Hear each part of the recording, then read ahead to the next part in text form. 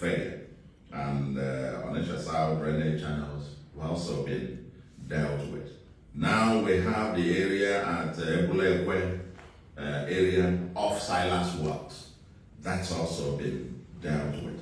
And just as we were talking a few minutes ago, they were actually going to Lady Queen of Peace Catholic Church also to take out the portion of the church premises that interfere with the drainage channel. Everybody, and there is a Pentecostal church, I understand, also along the way. It will also give way. It will also give way. I think there are 2 Catholic church parishes along that channel. All the parts that impinge on the drainage way have been taken away.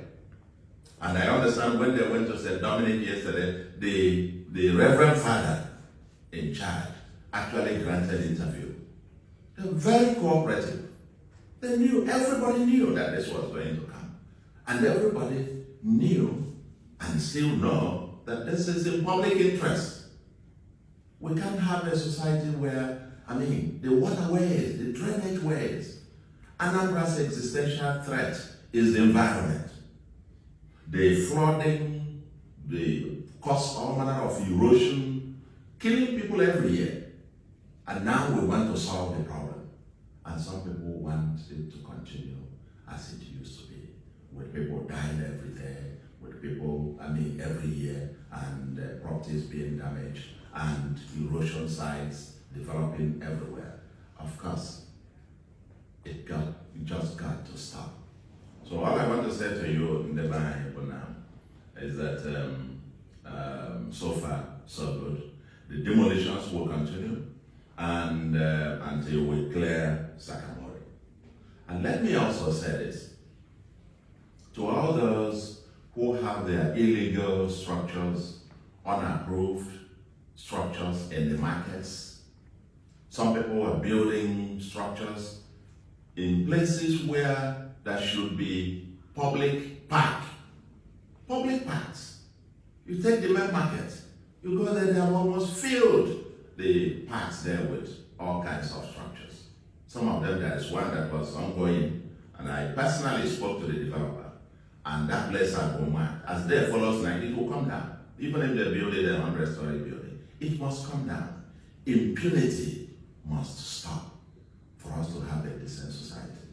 And this is what we're about, fighting criminality and impunity. That's the foundation of society. And without it, nothing else will happen. And with God on our side. It's a thing I was living for the last until we finish.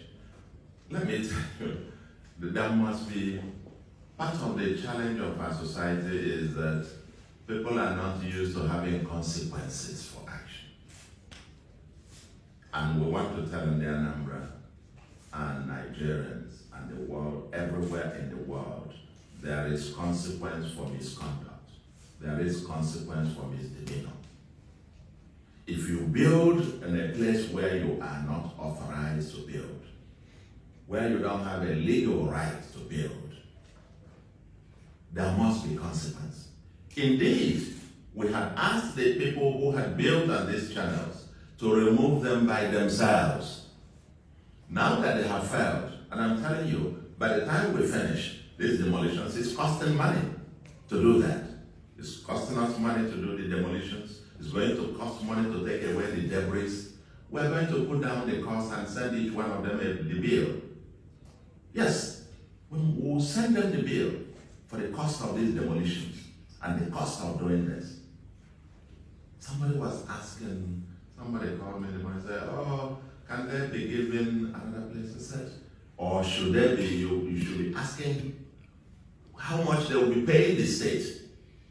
How much they should be paying for the people who have died because of their action. We should be asking those questions. 3 staff or 4 young men of United Bank of Africa died a few years ago, 3 or so years ago. Young people promising they just got new jobs, got into a car after job, but came out. But that the places were blocked, and the massive flood, such as where their car into a ditch, they were all drowned. That's the consequence of what these people blocking the drainage. They're the ones who should be apologizing to Ndi Anambra and pay compensation for the harm that they have been bringing to the city, to the people, for the deaths, for the people that their actions have led